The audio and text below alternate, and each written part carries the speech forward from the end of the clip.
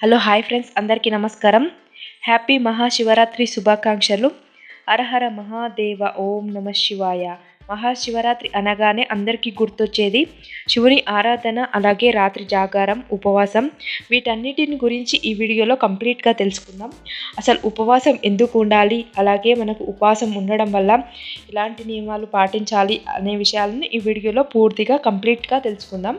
మహాశివరాత్రి ఉపవాసం ఎందుకు చేయాలి అనంటే, మనం శివుని యొక్క అనుగ్రహం పొందడానికి, అలాగే మనకున్న పాపాలు అన్నీ తొలగిపోవడానికి, ఆరోగ్యం, సంతోషం, ఐశ్వర్యం వీటన్నిటి కోసం మనమైతే ఈ మహాశివరాత్రి ఉపవాసం చేసుకోవడం వల్ల మనకు ఈ ఐశ్వర్యం, ఆరోగ్యం, సంతోషం అనేవి కలుగుతాయి. అలాగే మనకు ఉన్న పాపాలు అన్నీ తొలగిపోయి విముక్తి అనేది లభిస్తుంది. ఈరోజు ఉపవాసం చేయడం వల్ల మనకు చాలా మంచి అనేది జరుగుతుంది. ఈరోజు ఉపవాసం చేసి శివుని యొక్క ధ్యానం చేసుకుంటే మనకు జీవితంలో మొత్తం మంచిగా జరుగుతుంది. ఈ విధంగా అయితే ఉపవాసం ఉండడం వల్ల మనకు ఇలా అనేక రకాలుగా మనం శివుని యొక్క ఆజ్ఞ అయితే పొందవచ్చు ఫ్రెండ్స్. ఇలా ఈ విధంగా అయితే చేయండి. అలాగే ఉపవాసం చేసే ముందు మనం ముందుగా పాటించవలసిన నియమాలు అంటే కొన్ని ఉన్నాయి ఫ్రెండ్స్.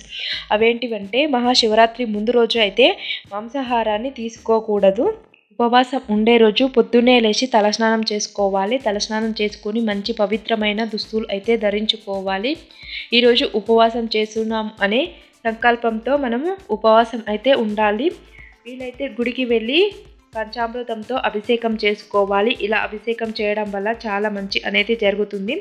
ఇలా గుడికి వెళ్ళలేని వాళ్ళు ఇంట్లో అయినా సరే అభిషేకం చేయాలి. పంచామృతంతో అభిషేకం చేస్తే చాలా మంచిది. అలాగే ఈరోజు శివునికి ఉపవాసం చేస్తున్నాను అనే సంకల్పంతో ఉపవాసం అయితే చేసుకోవాలి. ఉపవాస సమయంలో కేవలం నీరు, పాలు, పండ్లు మాత్రమే తీసుకోవాలి. చిన్నపిల్లలు, వయోవృద్ధుల వాళ్ళు, అలాగే ఆరోగ్య సమస్యలు ఉన్న వాళ్ళు మాత్రం అస్సలు ఉపవాసం ఉండకూడదు. ఉపవాసం ఉన్న వాళ్ళు పండ్లు, పాలు మాత్రమే తీసుకోవాలి. ఇలా దీపారాధన చేసుకున్న తర్వాత ఉపవాసం అయితే ఉండాలి ఫ్రెండ్స్.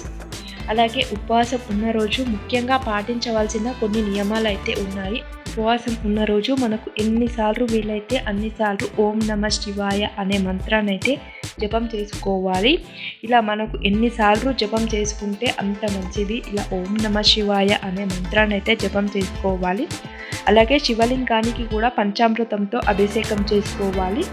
ఇలా పంచామృతంతో అభిషేకం చేసుకున్న తర్వాత శుద్ధమైన మంచి నీటితో కూడా అభిషేకం చేయాలి.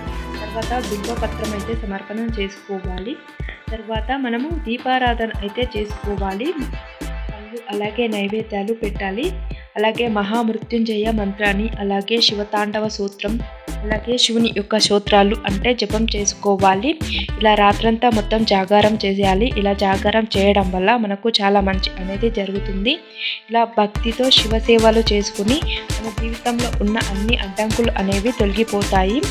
ఇలా ఈ విధంగా అయితే ఈ నియమాలు అయితే పాటించాలి. అలాగే ఉపవాసం విరమణ అనేది ఎలా చేసుకోవాలి అంటే, మరుసటి రోజున స్నానం చేసుకొని శివుని యొక్క పూజ చేసుకోవాలి. పూజ చేసుకున్న తర్వాత మంగళహారతి కూడా ఇవ్వాలి. మంగళహారతి ఇచ్చుకున్న తర్వాత ప్రసాదాలు తీసుకోవాలి. పండ్లు, పాలు పదార్థాలు, ఇలా మనం వండుకున్న పదార్థాలు కూడా తీసుకోవాలి. ఇలా ఈరోజు మనం అన్నదానం కూడా చేస్తే చాలా మంచిది. ఇలా ఈ విధంగా అయితే ఉపవాసం విరమణ చేసుకోవాలి. ఇలా ఉపవాసం వల్ల మనకు చాలా మంచి అనేది జరుగుతుంది. శివుని యొక్క అనుగ్రహం పొందవచ్చు. అలాగే కుటుంబంలో ఉన్న శాంతి, ఐశ్వర్యం అనేవి కూడా పెరుగుతాయి. అలాగే మనకు ఆరోగ్యం కూడా మెరుగుగా అవుతుంది.